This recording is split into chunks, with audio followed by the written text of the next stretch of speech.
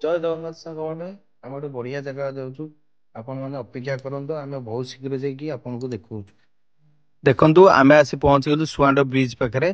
ଏ ନଈ ବ୍ରିଜ ଦେଖନ୍ତୁ କେତେ ସୁନ୍ଦର ଲାଗୁଛି।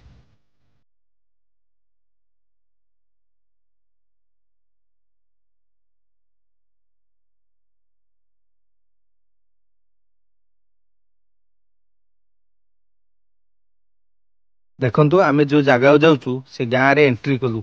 ଦେଖନ୍ତୁ ଏ ଜାଗାରେ ଖାଲି ଚାରି ପାଖ ମନ୍ଦିର।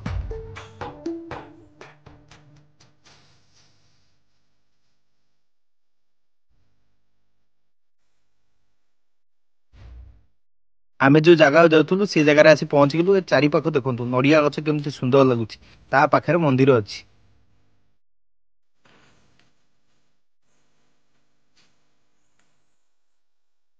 ଦେଖନ୍ତୁ ଆମେ ଆସିକି ହରିଆ ବାବାଙ୍କ ପାଖରେ ପହଞ୍ଚିଗଲୁ। ଟିକେ ଭୋଗ କିଣିଦବା, ଗୋଡ ହାତ ଧୋଇଦବା, ତାପରେ ମନ୍ଦିରକୁ ପ୍ରବେଶ କରିବା।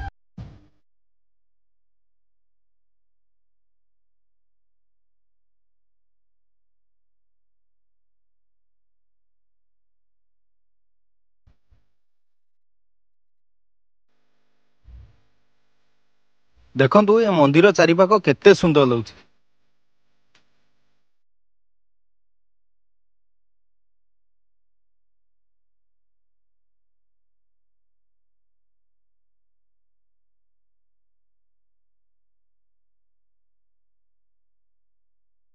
ତାପରେ ଚାଲନ୍ତୁ ବାବାଙ୍କୁ ଦର୍ଶନ କରିବା।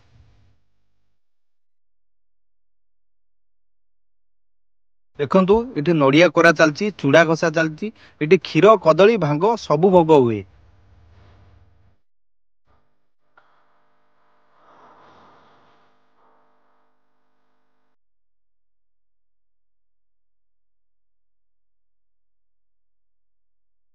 ବାବାଙ୍କ ଦର୍ଶନ ସରିଗଲା। ଆମେ ଆଉ ଗୋଟେ ବଢିଆ ଜାଗାକୁ ଯିବୁ। ଆପଣ ମାନେ ଭିଡିଓ ଦେଖୁଥାନ୍ତୁ। ଆମେ ବହୁତ ଶୀଘ୍ର ଯାଇ ପହଞ୍ଚୁଛୁ।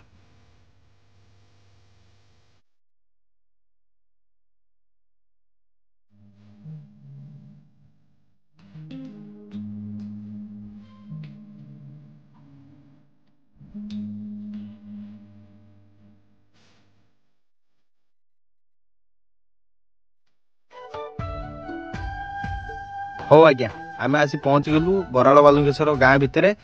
ଆମେ ବହୁତ ଶୀଘ୍ର ପହଞ୍ଚିକି ଆପଣଙ୍କୁ ବାବାଙ୍କ ଦର୍ଶନ କରଉଛୁ।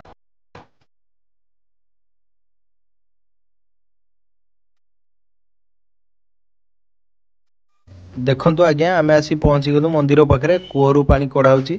ଏ ପାଣି ଯାଇକି ଶିବଙ୍କ ଉପରେ ଢଳା ହଉଛି 108 ଗରା ପାଣି।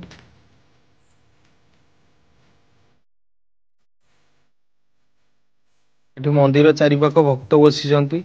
ଏଠି ଗୁଆ ନଡିଆ ବସେଇ ଯିଏ ମାନସିକ କରିଛି ତା ମାନସିକ ପୂରଣ ହେଇଛି। ଭଗବାନ ତା ଡାକ ଶୁଣିଛନ୍ତି।